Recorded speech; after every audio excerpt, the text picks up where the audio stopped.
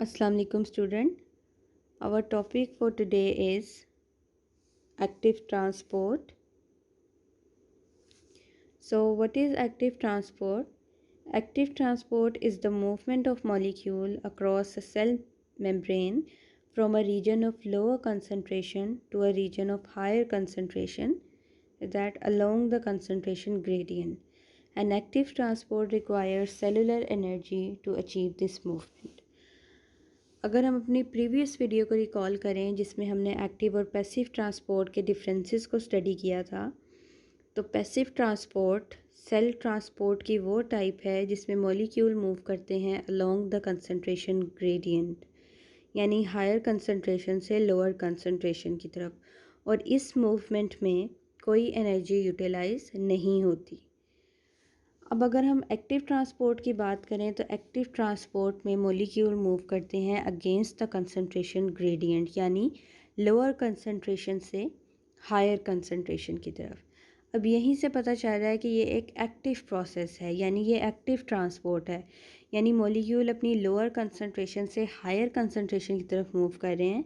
तो इस टाइप की ट्रांसपोर्ट के अंदर एनर्जी यूटिलाइज होगी। अब अगर हम एक्टिव ट्रांसपोर्ट की एग्जांपल्स को देखें कि लिविंग ऑर्गेनिज्म में इसके क्या एग्जांपल्स हैं, तो बेस्ट एग्जांपल है कि सॉयल से रूट में जो आयंस का अपटेक होता है तो वो दो पाथवे को फॉलो करता है, पैसिव ट्रांसपोर्ट को भी और एक्टिव ट्रांसपोर्ट को भी। मिनरल सॉल्ट्स की पैसिव ट्रांसपोर्ट जो है वो तब होती है जब सॉयल के अंदर मिनरल सॉल्ट्स हाई कंसंट्रेशन में प्रेजेंट होते हैं एज़ कम्पेयर टू रूट, और एक्टिव ट्रांसपोर्ट तब होती है जब सॉयल के अंदर मिनरल सॉल्ट्स की कंसंट्रेशन कम होती है एज़ कम्पेयर टू रूट। इसके अलावा एक और एग्जांपल है, that is sodium potassium pump. Sodium potassium pump है क्या? It is the protein that is present in the semi permeable membrane of nerve cell और न्यूरॉन। हमें पता है कि न्यूरॉन और नर्व सेल्स क्या होते हैं, इनका फंक्शन क्या है। तो नर्व सेल्स जो हैं ये नर्व इम्पल्स को कैरी करते हैं।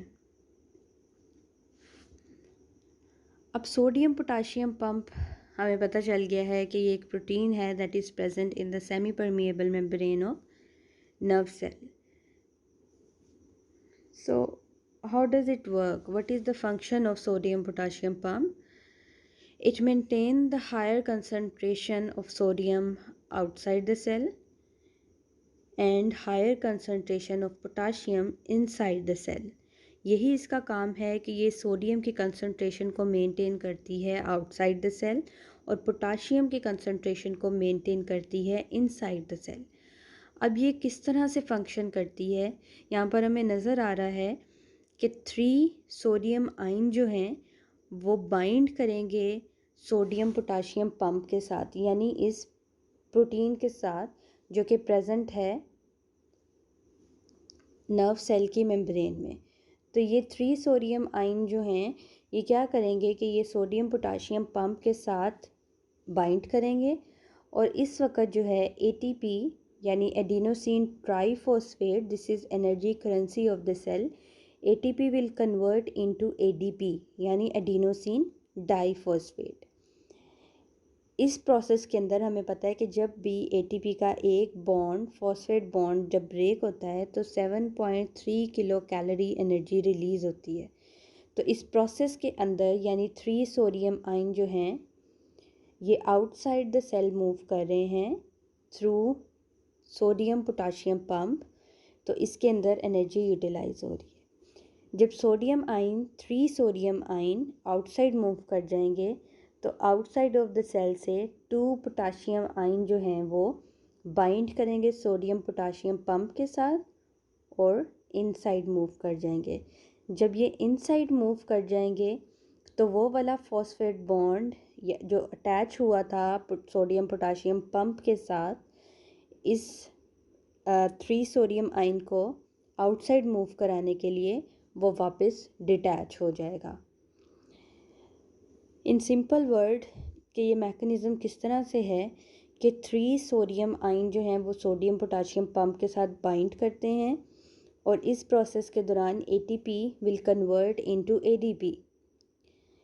सोडियम आयन आउटसाइड मूव कर जाते हैं और पोटाशियम आयन जो हैं वो बाइंड करते हैं सोडियम पोटाशियम पंप के साथ और इनसाइड मूव करते हैं। और फॉस्फेट बॉन्ड जो कि अटैच हुआ था सोडियम पोटाशियम पंप के साथ उसको एनर्जी प्रोवाइड करने के लिए, वो वापस जो है साइटोप्लाज्म में रिलीज हो जाता है और afterward it will converted back into ATP।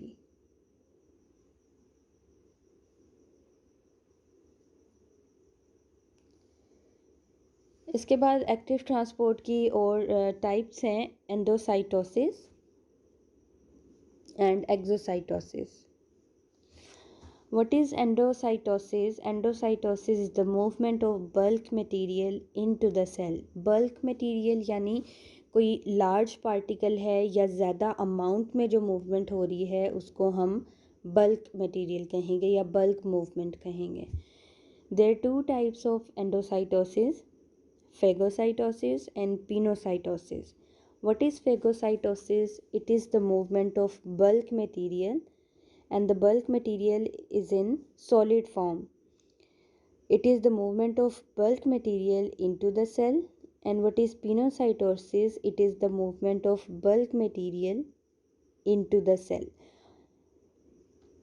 Pinocytosis में जो बल्क मटेरियल है वो लिक्विड फॉर्म में होगा, यानी पिनोसाइटोसिस में लिक्विड मटेरियल जो है वो बल्क में इनटू द सेल मूव करते हैं और फेगोसाइटोसिस में सॉलिड सब्सटेंस मूव करते हैं। अब अगर हम एंडोसाइटोसिस की एग्जांपल देख लें, white blood cell engulfing bacteria. White blood cell जो इनगल्फ करते हैं बैक्टीरिया को, ये एंडोसाइटोसिस की बेस्ट एग्जांपल है। इस स्लाइड में आपको नज़र आ रहा होगा कि रेड से शो हुआ है कि ये एक बैक्टीरियम है और ये हमारे पास वाइट ब्लड सेल है। वाइट ब्लड सेल हमें पता है कि हमारे डिफेंस में रोल प्ले करते हैं, बैक्टीरिया वगैरह को किल करते हैं। अब यहाँ पे आपको नज़र आ रहा है कि बैक्टीरिया जो है उसको इनगल्फ किया जा रहा है by the white blood cell. तो ये प्रोसेस जो है ये एंडोसाइटोसिस का प्रोसेस है।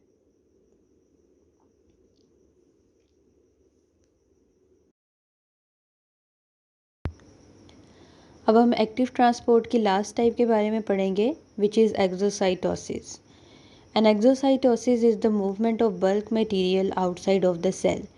अब लिविंग ऑर्गेनिज्म में एक्सोसाइटोसिस की क्या एग्जांपल है कि ब्लड का एक नॉर्मल ग्लूकोज लेवल होता है, तो जब ब्लड के अंदर ग्लूकोज की अमाउंट नॉर्मल से ज़्यादा हो जाती है तो पेंक्रियाज एक हार्मोन सेक्रीट करते हैं विच इज़ इंसुलिन। और इंसुलिन जो है वो क्या करता है कि जो एक्सेस ग्लूकोज है उसको ग्लाइकोजन में कन्वर्ट करके लिवर में स्टोर कर देता है। और अगर इसके ऑपोजिट देखें, जब ब्लड के अंदर ग्लूकोज की अमाउंट कम हो जाती है तो पेंक्रियाज एक हार्मोन सेक्रीट करते हैं विच इज़ ग्लूकागोन। ग्लूकागोन क्या करता है कि जो स्टोर्ड ग्लाइकोजन है वापस उसको ग्लूकोज में कन्वर्ट कर देता है। तो ये जो ग्लूकागोन का रिलीज़ होना है by the pancreas, this is an example of exocytosis. और मैं पहले ही बता चुकी हूँ कि exocytosis is the movement of bulk material outside of the cell. उम्मीद है आपको अब एक्टिव ट्रांसपोर्ट की भी समझ आ गई होगी, इसकी सारी टाइप्स जो हमने पढ़ी हैं आपको उसकी भी समझ आ गई होगी। जज़ाकल्लाह।